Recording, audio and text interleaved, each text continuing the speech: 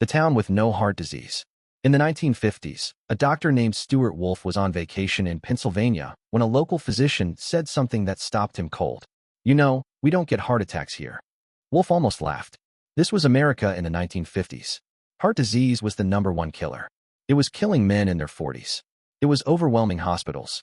It was, by every medical measure, completely unavoidable. But this doctor wasn't joking. So Wolfe started digging. The town was called Roseto. About 1,200 people, tucked into the hills of eastern Pennsylvania. Almost every single resident was Italian. Specifically, they were all descendants of immigrants from one tiny village in southern Italy called Roseto Valfratore. They'd come over in the late 1800s, worked the local slate quarries, and built their own little piece of the old country right there in Pennsylvania. And Wolfe quickly confirmed what that doctor had told him. The men of Roseto, aged 55 to 64, had virtually zero heart disease. In the rest of America, this age group was dying of heart attacks at a massive rate. In Roseto, almost none. Men over 65 in Roseto died of heart disease at roughly half the national rate. The town's overall death rate was significantly lower than every surrounding town. There was essentially no suicide, no alcoholism, very little crime, and almost no one on welfare. Wolfe was stunned, and immediately, he and his colleagues started searching for an explanation. And here's where the story gets really interesting. Because every single explanation they came up with, every logical, medical, sensible explanation, turned out to be wrong. First, they looked at diet. Maybe these Italian immigrants were eating the traditional Mediterranean diet, olive oil, fresh vegetables, fish. That would explain it, right? Wrong. The Rosetanes had fully adopted the American diet. They were cooking with lard. They were eating salami, hard cheeses, and biscuits drenched in fat. 41% of their calories came from fat. By today's standards, they were eating terribly. Strike one. Okay, maybe it's exercise. Maybe this is a physically active community. All that working in the quarries keeping their hearts strong. Wolfe checked. Many of the men had left the quarries by then. Activity levels were completely normal. Nothing remarkable. Strike two. Genetics. Obviously, it must be genetics. These people all came from the same Italian village. Maybe they just had good hearts baked into their DNA. So Wolfe tracked down Rosetanes who had moved to other parts of America. Same genetics, different community. Their heart disease rates? Normal. Just like everyone else. Strike three.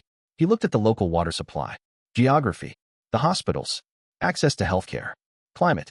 Nothing. None of it explained what was happening. So Wolfe brought in a sociologist named John Brune, and together they started looking at something doctors almost never studied. They started looking at how these people actually lived together. And what they found was unlike anything being studied in American medicine at the time. Roseto was extraordinarily close-knit. Not in a vague, feel-good way, in a deeply structural, daily way. They found 3 generations living under the same roof.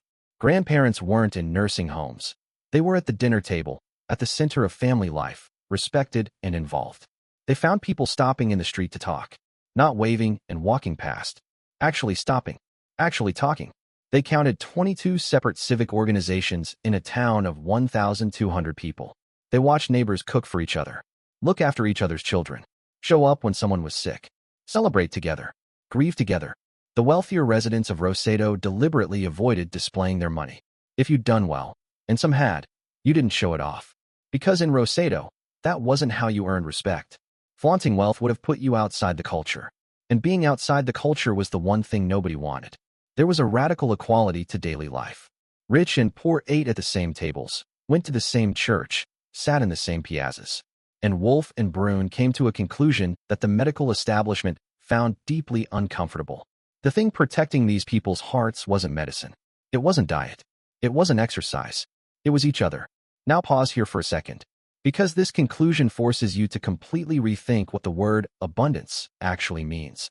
We have been conditioned by advertising, by culture, by the entire architecture of modern ambition, to believe that abundance is a number in a bank account.